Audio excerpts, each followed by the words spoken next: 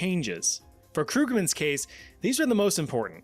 Informed consent could now be granted by legal guardians should the subject be incapable of providing consent themselves. Also, medical providers were given the responsibility to stop experimentation if, in their judgments, the experiments were causing harm. So how did that last pill make you feel? Pretty good. Symptoms have dissolved. Good. This revised set of codes put Krugman at an advantage, and he was about to activate his trap card. He now had a slew of potential test subjects at his disposal. He just needed their guardian's consent. Krugman then drafted carefully worded letters explaining the research, recruiting parents to send their intellectually disabled children to Willowbrook. Parents were promised that if they gave consent, their children would be given priority to be admitted to newer and cleaner research wards and given experimental vaccines to possibly become immune to hepatitis. They were basically told, hey look, your kid's gonna get hepatitis anyway. Might as well let us test this experimental medicine. Sure, Willowbrook did have a terrible reputation as a care facility, but it was still a care facility and remained the only option for some families. Within a few weeks, Krugman had 700 children volunteered by their desperate parents. Parents who just wanted to give their children a chance at proper care that they couldn't provide themselves. Upon admittance into the school, experiments were conducted in two main phases, one for immunity studies and the other for treatment studies. The immunity group was injected with antibodies and closely monitored to gauge their efficacy. Children simply carried on their day-to-day existence to see if they would still contract the virus. The other group were the unlucky ones. While still given the antibodies, they were deliberately infected with hepatitis. This was either done with direct injection or the drink, a mixture of chocolate milk and infected fecal matter from sick children. Yeah, they really did that. Through experimentation, Krugman learned the amount of the milk needed to cause infection and how long it would take for them to start showing symptoms. Children who managed to recover from the virus were then later reinfected to test for any developed immunities. Krugman looked on as these children suffered, their skin and eyes turning yellow, and them vomiting and refusing to eat. Despite this suffering, Krugman's research was successful. Not only did the experiment drastically speed up the eventual production of a suitable hepatitis vaccine, but helped identify both hepatitis A and B as separate variants. But of course, this didn't stop the criticism. The medical community was completely appalled by Krugman's actions. Although he provided the world with an exceptional discovery and medical progress, he did so while harming his fellow humans, which goes against the medical code of ethics. Paul Offit, a director of the Vaccine Education Center at the Children's Hospital of Philadelphia, stated that he didn't believe anyone is, quote, ever justified to inoculate a child with an infectious virus that might kill them. Furthermore, famed vaccinologist Maurice Hilleman stated that Krugman's research was, quote, the most unethical medical experiment ever performed on children in the United States. It wasn't until 1972 when Geraldo Rivera, a local investigative reporter, snuck into the Willowbrook school. Inside, he documented the atrociously inhumane living conditions and broadcast them to the world. It was only then did anyone learn the true horrors within the walls. Sure, there were reports in the past, but seeing was believing. Public outcry surrounding unethical experiments like the ones at Willowbrook, as well as the Tuskegee syphilis study, prompted government officials to act. And by 1974, the National Research Act was put into law, requiring any federally funded research involving human subjects to be reviewed and approved by a designated review board. Despite various attempts to refurbish the school, conditions at Willowbrook never improved, leading to its eventual closure in 1987. Krugman, although facing initial backlash for his research, was later praised for his breakthroughs. His past sins were swept under the rug as he became the president of the American Pediatric Society in 1972. Don't you dare He died peacefully several years later in 1995 at the age of 84. It's just a game. Canadians are usually seen in a pretty great light, their morality as high as their house prices, but not everything in their history is all sunshine and syrup. Back in 1942, while the world was going to war over in Europe, Canada had itself quite a domestic display of detrimental dread that would cause suffering for over a decade. The Canadian government was making a push to set nutritional standards across the board for all Canadians, setting a baseline for a healthy and nutritious diet so that little lads and ladies could grow up to be formidable fellas and fellettes. It was around this time that breakthroughs in vitamin and mineral isolation were being made, allowing individual supplements to come to market. So, what's this one called? Oh, that's vitamin A. Huh, vitamin A. Neat. Research surrounding the daily recommended intake amounts of such supplements was critical to give proper recommendations for general public consumption. pick it Not up. only that, but researchers were curious if these supplements could provide additional health benefits outside of just maintaining normal bodily function. In order to test the true advantages of these nutrients, you needed a night and day Bad comparison, bullying both human rights strong and group healthy again. subjects and malnourished ones. Very malnourished ones. Enter Canadian nutritionist and biochemist Oh my Lionel God. Pett. He heard whispers of severe malnutrition amongst various indigenous populations in the Great White North, particularly in the northern region of the province of Manitoba. He brought along a couple buddies. He had Dr. Percy Moore, a medical superintendent in the Department of Indigenous Affairs, as well as famed nutritionist and pediatrician Dr. Frederick Tisdall.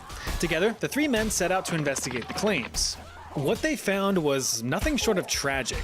To say that these people were starving would be an understatement. The level of Hey, malnutrition LP. was crippling. Hello? Elders were completely bedridden, debating children to had be their growth honest. drastically stunted, and even the able-bodied adults were barely able to function. This led the indigenous population Focus to on experience playing now. dramatically disproportionate death rates, nearly 52 times the rate of tuberculosis deaths, 8 times the national rate of infant mortality, and 5 times the overall death rate. Got him. And that wasn't all. Hunger in the state-sponsored boarding schools for the indigenous children was a constant plague. Thanks to intentional underfunding from the Canadian federal government, these schools were incapable of providing decent food for students. Wow. Some schools were noted having no refrigeration or appliances, no basic sanitation, or even trained kitchen staff. School children had no choice but to consume If food you were that was talking before I practically got to inedible. say it's hard to Soggy hear scraps you, of bread the and old video water, is a little rancid loud. bits of meat, Alright, and rotting let me- vegetables were the norm. My God. Children were estimated to only be consuming around 0.2K. 1,200 calories a day if they were lucky. Now you can hear me, That's right? well below even the bare minimum recommended caloric intake of 1,400 calories a day. Approximately 28% of the girls Yeah. and 70% of the boys That's a bit too were quiet, reported man. as Lol. underweight for their age. But instead of bringing these issues, the very obvious root Yeah. of school-wide malnutrition to light, Pett, Moore, and Tisdall saw these withering children and Better thought, run, buddy. great, there's our test subjects. And so they got to work. Their goals? Study the negative effects of malnutrition itself. I and have been if they so can be busy positively today. offset by nutrient-fortified foods. Oh. Together, the three men gathered It data is points good. using over Got 1,000 something to indigenous do. children from several boarding schools Same across here, Canada. same here. Blood samples, physical exams, we had and a day off aptitude yesterday tests, all and, used to establish a to baseline work across today. 2 years. 2 grueling years of known my malnutrition work. for the sake of data collection. Oh. Imagine doctors coming to your school, seeing you skin and bones, your keep it brown going. teeth glistening in the incandescent light, and telling you Ready that they're to going to die? help. But in 2 years. Oh, Insane. In I just timed that 1948, so Moore bad. and Tisdall began their experimental design. Until Tisdall bit This the dust state a of year later in mind, 1949. He was 55. At the Port Alberni Residential School, students were noticed to have an Port abnormal Alberni? riboflavin deficiency as a result of lack of dairy and vegetables. Riboflavin, also known as vitamin Forgot to B2, buy milk. helps the body convert food into energy. So the kids were given Okay, triple the so amount of dairy question milk again, allowance. who is that in That's the it, picture? just more milk. The Who do you think it Shubenacadie is? School, crazy name as it is, showed lower The measures Lord of and Savior ascorbic himself. acid or vitamin C in its respective blood sampling. Vitamin C Meow, meow, is pretty important for your meow. immune system. Helps prevent you from getting all the icky It's sickies. Def, not you. Half of these students received A vitamin wild C hit one tablets. of his The catcher other, using poke placebos. catch. Children Winners Why of do you the think it's 90s. not were me? pretty low in vitamin B1. Also known as thiamine, vitamin B1 plays a vital role in cellular growth and development. They were given a tasty vitamin B fortified flour. Eat up. Similar to Port Alberni, St. Mary's children also lacked riboflavin, but Well, instead of last milk, time I these saw you on kiddos were given a stream, you fortified looked nothing flour like that. containing bone meal, which That. wasn't even legal for sale That under is Canadian law. Finally, the very unfortunate students at St. Paul de Matisse were left with no changes whatsoever. They were the control group. Sorry, guys. Despite Bull. the knowledge of the severe Those lack of curly quality hairs. nutrition at each and Curly every hair. one of these schools, no additional interventions outside of these supplements were ever made. In fact, many of the staff were actually instructed to withhold any access to dental hygiene for the Oh, students, fucking lest it hell. skew their data. Sorry, one second. None of these children were ever informed that they were being treated as glorified lab rats, nor had any Oh, parents no. ever been told about these experiments. It was all a secret. These experiments lasted so for it shaved 5 my years. 5 years of continued and deliberate malnutrition of children. beard. To no surprise, Dude. many died. Even before the Cut experiments, my- death was prevalent in these schools. And yet, the studies my hair continued, short, but finally concluding in 1953. The results? No breakthroughs, no discoveries, nothing medically valuable that wasn't already known to the healthcare community. Hit only has Ultimately, been called the by results were Sasha. inconclusive at All right, best. here we go. The suffering was pointless and fruitless. Ashamed of his Oh, worthless which- work, which Dr. picture do Percy you Moore mean? kept the studies Oh. hidden. It wasn't until 2013 when historian Dr. Ian Mosby uncovered the studies and made them public to the world, 60 years after the experiments had ended. Because the research remained hidden for the rest of their lives, both Dr. Pett and Dr. Moore continued to have successful careers, remaining prominent dead. Canadian healthcare figures. Moore died in 1987 from Alzheimer's at the age of 88, and Pett died in 2003 at the age of 93. kills me. Probably because he was old as dirt. Harsh criticism came after their work was revealed, sure, but too little, too late. Wait, how do you remember? Even in the making that? shadow of a devastating disaster, no one's safe from unethical medical curiosity. On the night of December 3rd, last 1984, time I the showed city my of face Bhopal was in like the a Indian long state of time ago. Madhya Pradesh was in for a rude Very long awakening. time A ago. silent death cloud crept across the city, with families abruptly torn from their sleep, aggressively coughing, their eyes inexplicably stinging, and their lungs desperate for fresh air. Within hours, residents fled from their homes to seek refuge, but thousands lay dead in the streets and in their homes. The Bhopal disaster is considered to be one of, if not the, worst industrial accidents in the history of mankind. An accidental release of gaseous methyl isocyanate, a poisonous tearing agent compound, caused the death of nearly 20,000 Everybody. impoverished Indian civilians, with nearly 2,000 of them being immediate and 8,000 in the following days. This disaster was the result of neglect and underfunding from the Union Carbide Corporation. Various budget cuts to the plant had caused huge gaps in safety and maintenance of chemical production equipment within the facility. Nearly 45 tons of poisonous gas was accidentally released across the city, killing livestock It was a as coward well as move entire of people families. faint when- It's estimated that as many as 500,000 people were directly affected by this disaster. The area surrounding the plant still All right. remains contaminated to this day, even after some half-assed cleaning efforts. Residents living in the area have reported severe health issues years after the incident, many of which being crippling birth defects of those born in the wake of the disaster. As a bit of a band-aid, Union Carbide, the American corporation that owned the plant, paid a modern-day equivalent of $1 billion in compensation in 1989. The Indian government used some of these funds to open the Bhopal Memorial Hospital and Research Center in the late 90s. A hospital which, Yeah. while open to any needy Never mind. patient, also provided free medical treatment to any survivors, which at this point, nearly 2 decades later, were in the hundreds. But these survivors would soon be subjected to a new Bull? wave of suffering. A caveat made with the construction of the new hospital was that the victims would be studied to determine long-term effects of methyl isocyanate exposure. However, no supporting documentation has ever been found that this research was ever even conducted. Between the years of 2004 and 2008, the hospital was instead commissioned to run several clinical trials funded by various big-name pharmaceutical companies including Pfizer, GlaxoSmithKline, and Bristol-Myers Squibb. Remember, it wasn't just a hospital, it was also a medical research center. It's right there in the name. Something's wrong. The participants? Like super slow right now. 279 hand-picked patients, 215 of which were victims of the Oh. Bhopal gas leak with severe chronic conditions. But why pick them? Deviel. Well, it's been suggested that since Okay, I these think this victims were one's being a win. treated on the government's dime, they were a bit more disposable. These clinical trials focused on testing various drugs and therapies for any adverse effects in humans. These included gastrosurgery, cardiology, psychiatry, and anesthesiology.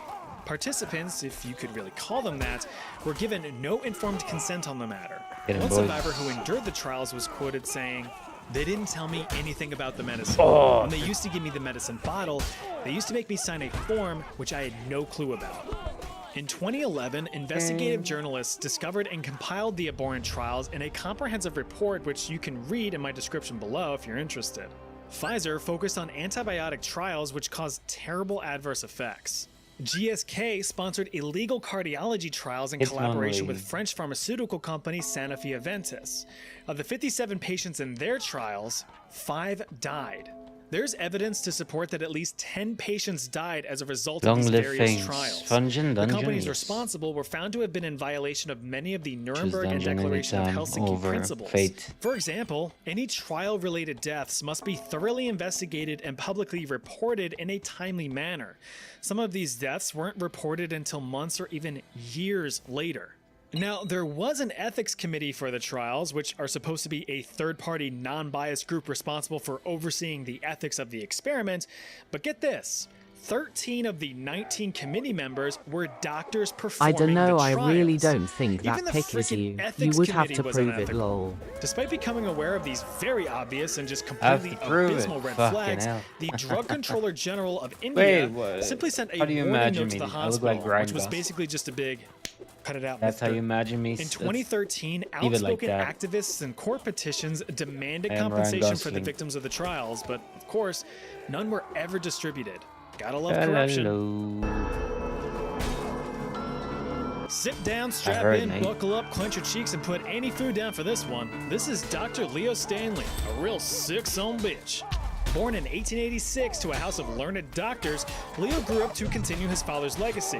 So in 1913, fresh out of school, gripping his medical degree picture in his was a sweaty year palm ago. and with little to no surgical experience, ago. Leo I became look the more chief fucked up surgeon now, of the I San mean. Quentin prison in, Well, you it guessed has been San a Quentin, few years California, since I the saw you, state's but oldest still. prison. Leo's first I always had impressions my left cap much on. to be desired. Always did. The prison was cramped and run down with Figure. little to no air circulation, no natural light, and the worst offender of all, according to Leo at least, was the lack of racial segregation. In response, he commissioned a new building, one with fresh air, warm light, and people separated by the color of their skin. Although in a position of responsibility as a healer, Stanley made it very clear You that guys he was get the him. one in charge, leveraging medical attention against bad behavior. Accounts from inmates attest to Leo's apathetic approach my to God, their I hit medical him. needs.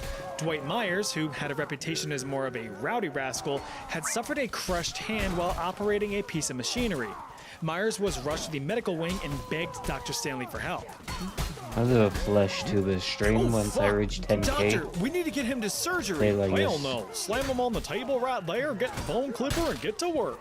And thus, Dwight was minus one hand and plus one infection. Without anesthesia, by the way. Convicted criminal and ironic name haver Steve Krim was also Chasing known that for one causing guy? a ruckus on more than one occasion, having been sentenced to solitary confinement multiple times. On one such an occasion, he complained of an agonizing pain in his groinal ball region. Stanley, who didn't give a fickle flying fuck, refused to see Krim. I'd After say 3 this months in picture I solitary use is confinement, more Krim chatified, suffered you a know? brutal ball blast. His scrotum had ruptured. Satisfied.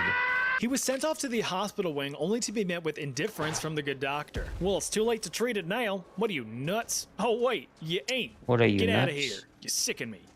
Reports of abuse and neglect were prevalent across Stanley's career, but what did he care? He was a medical professional and they were no good scumbag criminals. Well, actually, he did care to some degree.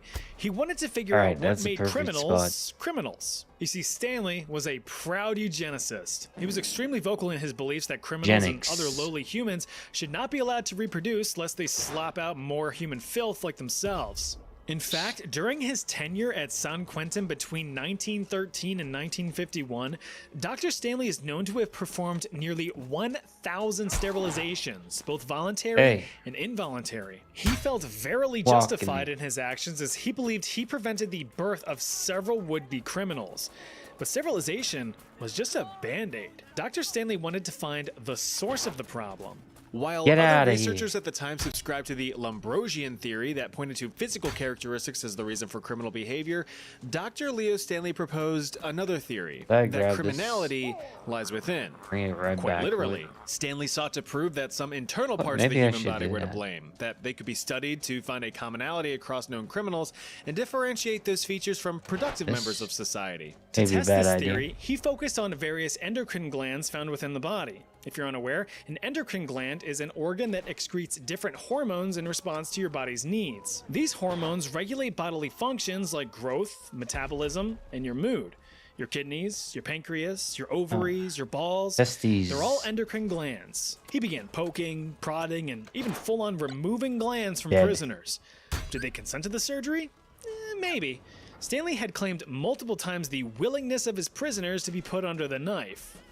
But it was later Along with revealed that your- most of these prisoners had suicidal and homicidal tendencies, so believe what you will. Stanley noted how one troublesome prisoner longest who, upon the removal operation. of the majority of his thyroid, experienced a remember night correctly, and day mine was like personality 1.5 switch from hours. disorderly degenerate to a calm and collected compatriot, following rules and routines and having his aggressions completely vanish. Stanley drew inspiration from the studies of Charles Brown-Séquard, the 1.5 manic hours, I Mauritian think. physiologist who injected himself and others with a concoction of blood and animal testicles as a means of rejuvenation and reversing the aging process. You know, from my immortality video, that guy. Despite that that was research good. being widely discredited as a bunch of fucking poppycock, Dr. Stanley decided to give it a chance. He conducted multiple experiments involving the removal of testicles of freshly executed prisoners and testes. slapped them bad boys into the sacks of senile old men with the hope of making them less old and certainly less senile. Surprisingly, it worked. Kind of. While it was reported that older men were soon seen bouncing around with the strength and stamina of their younger peers, it was short-lived. All right, Now, let's his take reports this to also the went next into level and copious bring it detail about how long-term flaccid fellas were suddenly pitching tents all over the place and all the implications surrounding that, but yeah, I'm skipping I that hear part. someone You see, walking your this way. balls are the main factory of testosterone, the manly hormone. Grows your muscles, your bones, your hair, and makes you want to ram your rod into anything you find remotely attractive. But the God. supposed benefits of the tender testicle transfer faded very quickly. But that did not stop the experimentation. Over the course of several years, Stanley continued his ball swapping surgeries, theorizing that if he discovered the proper procedure, he could bring vitality and sanity back to aging men. Stanley thought that this breakthrough would put him on the forefront of modern medicine, weapon. that he could single-handedly Back for it. rid the world of crime. By 1940, Stanley had performed over 10,000 nut jobs, some of which were donations made from animals. Exactly, Goats, eggs rams, be- boars, and deer junk were just slammed in men's sacks. No, Some of these big prisoners even buster. received No, I a don't mixture think of so. mashed up man parts which were Fine. injected into their bellies. It wasn't until 1941 that the prison found some solace. Stanley shipped himself off with the U.S. Navy to serve in World War I II as trust a my lieutenant teammate. commander. How dare these And after red the war, goofballs Stanley get returned in to the way of San your Quentin with catapulting? extreme disappointment. In his absence, the California Department of Corrections instead opted for clinical psychology to address You die? underlying issues of criminality. Turns out, if you I just wanna ask kill someone why they you. are the way they Yes, I do, are, actually. sometimes that gets the job done. Who would have guessed? With the continued advance of both medical There, ethics brother. and the study of endocrinology, fellow doctors started calling Stanley out on his bullshit, disregarding his work as utter insanity. Completely demoralized, Dr. Leo Stanley retired from the San Quentin prison in 1951. He opened How up a dare quiet they private stand practice in my for some way. years, but then died in 1976 at the age of 90. The brutal ballbuster had no kids. Stupid deadly trends in history. If I shoot from there, they're probably all gonna. So social Well, my trends team are a is gonna thing. die. Whether it's collecting Do it the latest anyways. useless collectible or partaking in the how many know what? You dehydrated can't aim baby that carrots far. can you shove into your butthole challenge, there's no avenue that humanity won't venture in order to fulfill our lives with something to ooh and ah at. And it's been that way since the dawn of man. Take, for instance, flagpole sitting. It's exactly as boring as it sounds, but for the dopamine-deprived people of yore, this was the What bee's do you have knees. to eat The today? practice of posteriors perpetually planted on pillars and poles was prevalent as far back as the 5th century. Holy Back shit. then, a bunch of Christian dudes Alright, we're called gonna place it stylites here. would Mm. make it their mission Back to live afterward. atop tall pillars, with the term stylites deriving from the Greek stylos, quite literally meaning pillar or column. Now, this wasn't for social entertainment, but rather for the salvation of their soul.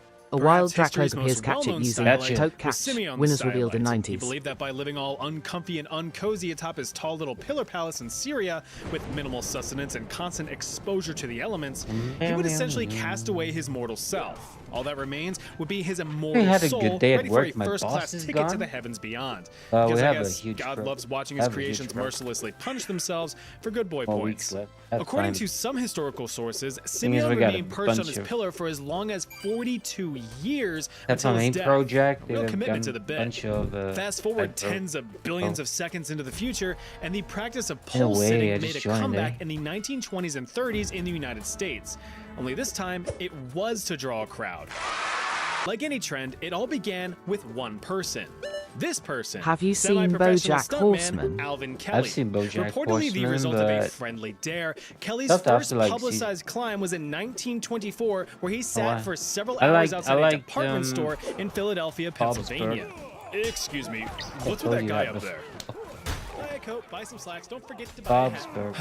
He's no one. Welcome to the story. Enjoy yourself. I watched it Hey, all. come on, get down from there. Watch it all. No, I'm not gonna ask again. Ooh, what are you gonna do? Come up here and make me? He remind you of me. Yeah, that's what I thought. Hey, guess what? What? Kelly's successful marketing I campaign mean actually BoJack. bloomed BoJack. into a Dracloak has been career. called by He would use Session. his questionable talent No, to promote just things like asking. movie premieres or Asking. sporting events, but eventually I became spoiled the main myself. I know spectacle what's gonna himself, happen to touring that 28 one, cities across the country, one where girl people he actually bought tickets to watch dudes sit hangs atop a out pole with. for hours on end. Do a flip. That's His stuff. personal best was a cheek-numbing 49 days in Atlantic City, New Jersey. All of this fame and attention paved the way for others to take up the trend, from amateur backyard enthusiasts like Little Lenny here to full-time professional pole sitters like your mom. But of course, nothing lasts forever. The fad began dying out when several people started to die off get him thanks to a that great trivial. big depression that So, happened in the 1930s. it's not about the It's hard to laugh at destination, someone but about struggling the and starving journey. on a pole 200 feet in the air when you're struggling and Yes, starving at ground this is level. about the journey. By its very nature, the stunt of pole sitting was extremely dangerous. You had to balance yourself Mamma properly mia. through sleep deprivation, harsh weather, and lack of Alright, dude. nutrition. One slip or overcorrection was enough to convert all of your potential energy into kinetic energy as you gave onlookers a direct demonstration of gravitational acceleration. Well, there he goes. About the journey. There was yes. at least one verifiable death Trying to directly watch, related like, to the act. new Granted, this cartoon was shows decades out later there. in the 1970s. The I young get lucky fella Big who took Mouth. the fall was 72-year-old professional poler Richard Blandy. Dear old Dick spent a record-breaking 125 days atop a pole in Stockholm, Sweden, just 9 Like the years prior, last show I surviving really mostly on enjoyed. whiskey Like, and even 3 if you packs of know a cigarettes a day, or, superhero as I won't like to call it, possibly the doe or stepdad lose, special. it's Then things about hit a how wall they for win Richard, that makes or in it this case, interesting. the ground. In win. 1974, while I thought it was finishing up about- a 4-day promotional what's sitting it? at Dixie Square Mall in Harvey, Illinois, a trailer accidentally reversed That into back his of tower, track. causing it to collapse and Richard to plummet to his death. Remember, the higher the heights you reach, the longer the fall from the top. Despite the fancy-sounding No way. name, you're probably familiar with this one. my Venetian folks. ceruse was a specific type of cosmetic concoction used throughout the 16th century in Europe. The main purpose of this product was to lighten the complexion of many a fine Sorry. fella or fellette. It also served to cover up blemishes and give a refined, flawless look. Since most of my guys are drawn as white as a cheese and mayonnaise sandwich, we need to travel back in time. Believe it or not, the desire to appear pale as paste actually stretches as Thank you. far back as 2000 BC with the ancient Egyptians. Well, the rich ones anyway.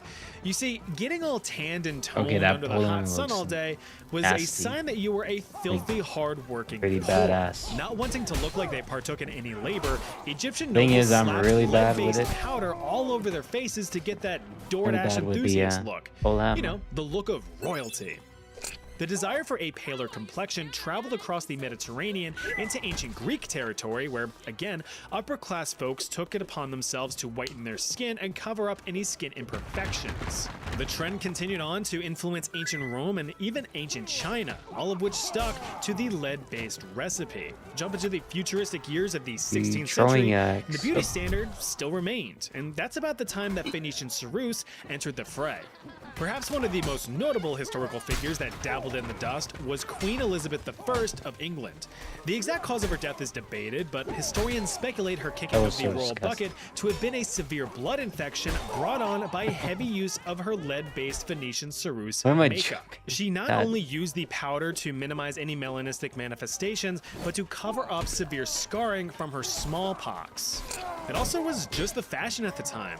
If you take a look at a lot of Renaissance paintings from the era, you're gonna see a lot of disturbingly white faces. It was the epitome of beauty. No I mean, way, nowadays, Skate. some people obsess over looking like dumbass balloon animals, so it's not all that outlandish. The most well-documented death directly from Going down Venetian there. Cerusi use was debatably beautiful babe Countess Maria Coventry. Her heavy use of I the can't wait stuff for the caused her movie wound skin Obsession. to I heard crack so and many good peel, stuff about that forming movie. painful It's like a open horror sores movie that's that she coming. just covered up with more makeup. She bit the dust I'm in gonna watch 1760 that. at the age of movie. just 27. Yep. So what exactly Yeah. was it made of, and why was it so toxic? Well, first of all, it's lead.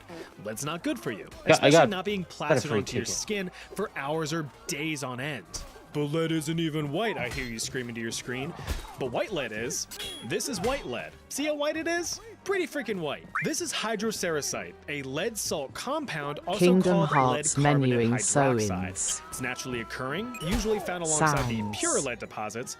So some Venetian fellas in Venice decided to mine the stuff, mash it up, and mix it with water and vinegar Play a to game I create wanna a try out paste. too. It was found to have Now incredible Final drying properties, so Fantasy. it was actually first used in the the 16th century references, as a eh? medical product, being applied to icky, sticky, oozing open sores and wounds to suck up the juices. But then I guess someone got a little experimental and Yes, got realized it. it could be a great cosmetic as well.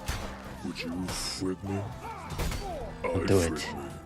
The problem, though, with long-term lead exposure is that it sort of right, leaches we through got the the, skin and into your got that blood, uploaded? causing lead Probably not. poisoning. And any Faster than condition me. with the word poisoning in it naturally doesn't have pretty side effects. What? According to the World Health didn't hit. Organization, severe lead poisoning can cause a wide variety of symptoms, none of them pleasant. Sticking with You have your basic nausea and vomiting, Bow. sure, but you also have crippling headaches, memory loss, the big sad, and even high blood pressure in the short term.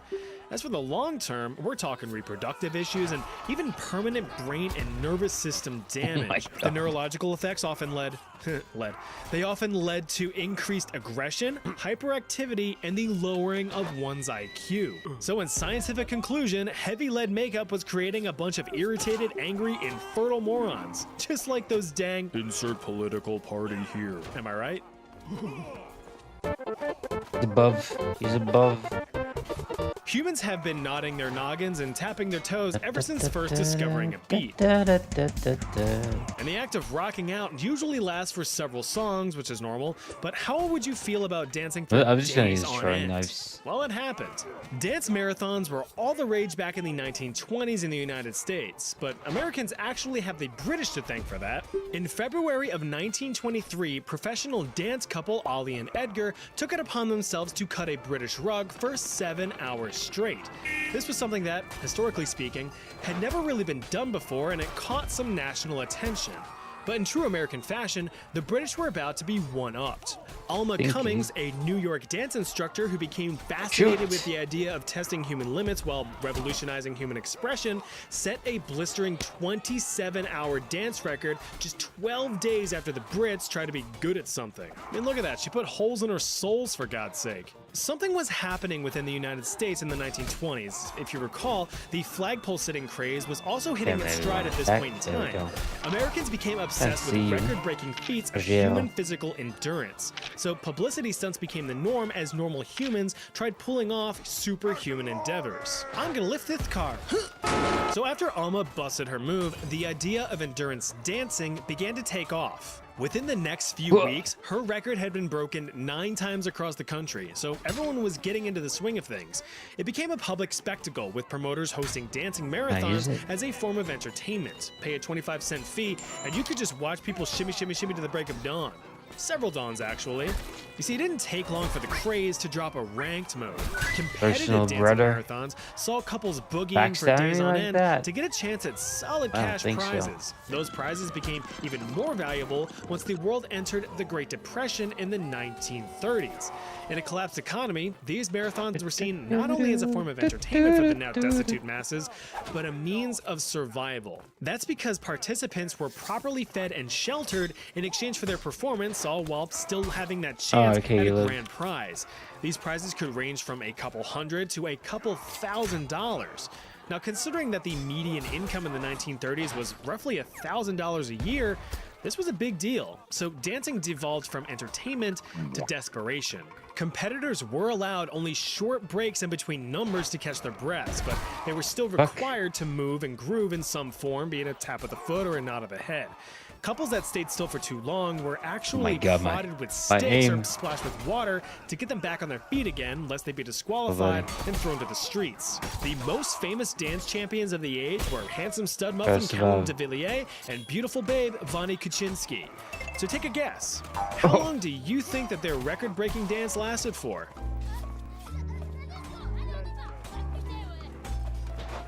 Time's up. The answer was a heel-evaporating 157 consecutive days. Over 5 months mia. of throwing down on the dance floor. I am Their gonna prize, have roast $1,000, pork tonight. Almost that $25,000 sounds in good. today's money. To no surprise, these endurance events were not without consequence. Like I said, people fully exhausted themselves to the point of collapse. Staying in the contest meant that you had You guys food, hitting each water, and other. shelter What's for as going long on? as you kept shaking that thing. Unfortunately, this resulted in a few reported deaths across the nation. Some One of the taters, first carrots, being etc. 27-year-old Homer Nice. Morehouse. No, not this guy. Delicious. What, you want to see an actual picture of a dude I who had danced himself goulash to death? today, and You sick what of else? me. Just an amateur dancer, Homer had reportedly been throwing it back for 87 hours straight, suffering from malnutrition and extreme sleep deprivation.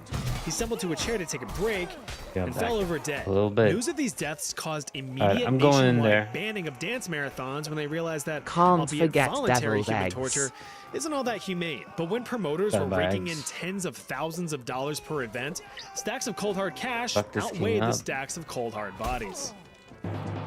I don't think so. Hold on to your piggies, because this one's gonna cause some toes to curl. As a warning, there will be some gross feet pics Holy somewhere in the fuck, section. places Now, are if you'll fired forgive in. my attempt at Chinese pronunciation, we'll get right into it. The practice of foot binding, or Chansu, dates all the way back to the Imperial Dead. China days, with scholars failing to fully agree on any one origin story. Some claim the practice to have existed in the 6th century, but most point towards the 10th century under the Tang Holy Dynasty. It is moly. believed that a I was way concubine too- of unsurpassed beauty was the first to bind her feet, though of course not by choice. Lumpy Dumpling sorry, buddy. Emperor Li Yu commanded the aforementioned concubine Yao Nyang to wrap her feet in I need white the- silk to I need resemble the HP. crescent moon. She then performed a yeah. fancy dance atop a golden lotus statue. The emperor stood in awe at the grace and elegance of the woman's dance, so naturally other women of status wanted to imitate it. Women would force their feet into unnatural positions with the goal of creating what were later referred to as lotus feet. You know, like the flower, small, delicate, and beautiful. The teeny tiny tootsies were reportedly highly desirable, as Chinese men thought Back that in this there. chick was undeniably sexy. Now, some historians believe that the real reason was a bit more selfish. See, this is what a real lotus foot Close the looks door. like underneath the shoe. Scrumptious, right? All right, I think I'm good. Now imagine trying to Actually. walk around on those things all day. The reality of it was that walking on permanently disfigured feet meant excruciating pain. This resulted in women walking very daintily and slow, if at all. It has been suggested that the act of binding, while convincing women that it was to attract suitable partners, was actually a form of control, with men limiting the mobility of their wives. don't This would, think so. in a I don't sense, think so, bind them to their Juba. homes just as their feet were bound to Have their you watched the shoes. Mandalorian movie yet? This forced these women into sedentary, boring lives with nothing more to do than fuck menial just labor happened? such as weaving and tapestry to help with the household income. Alright, but just how crunched in were them things, you may be asking yourself? And the answer is pretty friggin' crunched. Ideally, the foot was to be no longer than 4 no inches way. or 10 centimeters in length. Ironically, the I whole screwed up at process the end. was no small feat. Over the course of several months or even years, the toes would be repeatedly broken and tightly tucked under the sole, with the entire foot folded downward to achieve the desired effect. Unfortunately, it's a But what is sad deviled reality that eggs? innumerable Chinese women faced across the centuries. Well, no, actually, it wasn't just grown women, but young girls Foot too. I'm binding talking as was young such as a just 4 or ridiculous 5 idea. years old. Gotta fold and mold them feet while they're still growing. You ever go on the Living with the Land ride at Disney's Epcot and see the neat Mickey-shaped pumpkins growing? I got it. It's the same principle, but with human feet. The binding of youthful feet was not only practical from a physical standpoint, but a disciplinary one But as the well. issue I never checked. Trained young girls to realize that I life is see. pain, as well as the importance of abiding by societal rules and customs. Lots A of wild This Shrewish practice appears persisted captured from the using 10th poke century catch. all the way Winners up to revealed the in 90s. 19th century. By then, it's Hey, I estimated gotta that nearly respond for half those, of all wait. Chinese women After had their this feet game. bound to some degree. If it wasn't Every time obvious, it is all that crossroad, I cracking have and to crunching go of the soon. feet didn't exactly come with health benefits. You know what? I don't The mind forced deformation like commonly resulted in ulcerations, nasty 1 out sores of resulting 20 from the games cracking crossover. open of skin, which were very difficult to treat Yeah. properly. These led to Yeah. deadly bacterial infections and Barely anyone gangrene, likes to sometimes play it. requiring the full amputation of the affected foot. Refuse to cut off one foot, and you can end up 6 underground. Foot binding started to fall out of favor towards the beginning of the 20th century. By this time, mass-produced textiles began taking over, leaving the perpetually working from home God, not women him. to be out of a job. So they finally put their foot down. After exhaustive women's rights Free my campaigns, feet. the Chinese government took a step in the right direction by formally banning Is that binding in Not Ji 1949. Xingpeng, it's the other one. Now, when you've Oh, got something that's Bao, beyond yeah. repair, do you ever just make the decision to break it a bit more to give it that sense of finality? Maybe just Deviled huck in a eggs are busted when light you bulb into a hard-boil garbage can to eggs, hear a cut the satisfying eggs in shatter? half. You take the I have a yolk deep out, garbage can. add Well, gosh mayo, damn it, they did the same thing onions, to and full-size stuff. locomotives Mix it, back put in the it back day. in the Yep, eggs. if you had add yourself a free paprika on afternoon and top. some spare I change, have you could never waddle your britches on down to an isolated part of the plains to I don't- witness yourself a gotta genuine admit. high-speed train crash. Never had that in my life. Shroomish escape. Because it looked No one cool. caught it. Come on, I know that when you cruise on down All the right, I can freeway and believe it. notice a wreck on the side of the road, you're going to be whipping your big dumb head around to see the extent of the damage. We all do it. In my That's why own. we have I traffic. had it with But that curiosity and wonder is what sandwich. drew crowds of tens of thousands Just of eggs and spectators mayo throughout never. the late 1800s and early 1900s. The premise was simple. Beginning in 1895, My railroad second organizers favorite figured type out a of way to eggs. profit off of decommissioning their equipment. Usually- Train engines usually deemed obsolete scrambled either eggs, by being outdated or some- having otherwise unrepairable mechanical issues were placed on a Eggs on long it, stretch of track facing each some other. Onboard engineers would then cheese set in the it. locomotives full steam ahead before And abandoning yeah, that's ship, it. Step on the gas. allowing them to Salt and become a pepper. physical demonstration of physics. Fuck you. Spectators happily tossed a few of their hard-earned maybe- bucks to witness maybe such a it's time to staged attack. catastrophe. They were about as excited as a Second Amendment enthusiast experiencing his first home invasion. The problem, though, is that public safety measures at the Okay. time weren't much more than just standing back a ways while the trains did their thing. Nowadays, it's common for crowds to gather at scheduled demolition Kaboom. sites to watch tall buildings no longer be tall. Yeah, But this is even a at weird a bare minimum, matchup. safety nets are placed in front of the crowds to catch any rogue We already debris. run, I think. Think about it. Even a small stone zooming on Eee. through at hundreds of miles an hour can mean instant death. Well, that would have been a welcomed consideration in He made with George's 1896. melons. Just north of Waco, Texas, was the now infamous Crash at Crush, a staged train wreck that was more Crash than what at the crowd Crush. had bargained for. The planned crash was to occur at the town of Crush. Crash at Crush. Make sense now? The temporary town was built specifically You're for the getting event, toads. with I'm an gonna expected admit. crowd of I'm not paying attention 20,000 anymore. Texans. But thanks to effective advertising, My 40,000 first showed fave up, is eagerly omelets, awaiting to see then themselves a deviled tasty eggs, train wreck. then Now, Yes, this should have been an poached omen that eggs. things weren't going to go as I do planned, it either but in double the crowd scrambled meant egg double the doubloons and the or pantaloons, in, so the event omelet. stuck to schedule. The two trains were put in place and sent on their I don't know, way, it doesn't topping matter. out Cherry speeds tomato, at maybe? 50 miles an hour. The steam nice engines cheese. collided, as expected, but upon impact, the And then boilers I'm not a violently fan of, exploded.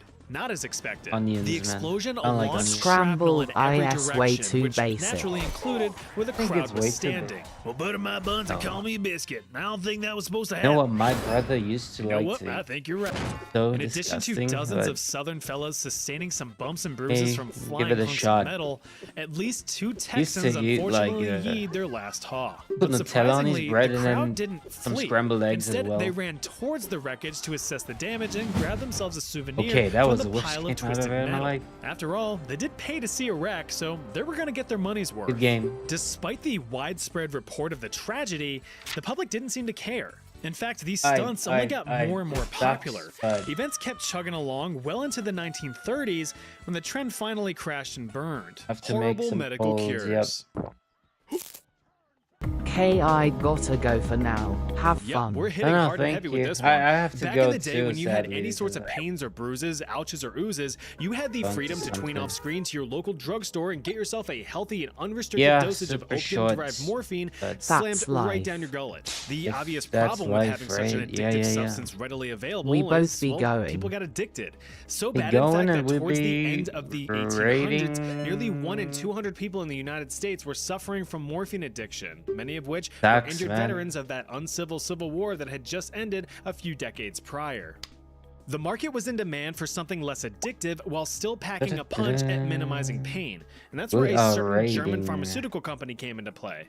Bayer, or more commonly pronounced Bayer or Bayer, decided to take a stab in the lab to produce something fab. Now, to his credit, English chemist Charles Romley Alder Wright did the heavy lifting for this research back in 1874, but Bayer would be the one to bring it across the finish line as a medical product. Using morphine itself, German chemist and Bayer employee Felix Hoffmann worked his chemical magic, acetylating the morphine compound into diacetylmorphine. Remember acetylation. That'll be important in a bit. So what does all of that mumbo-jumbo jargon mean? Well, I'll tell you. You see these two acetyl groups right here? They allow for better lipid solubility, meaning that this stuff is able to be absorbed into your bloodstream more quickly than regular morphine, allowing it to take effect that much faster.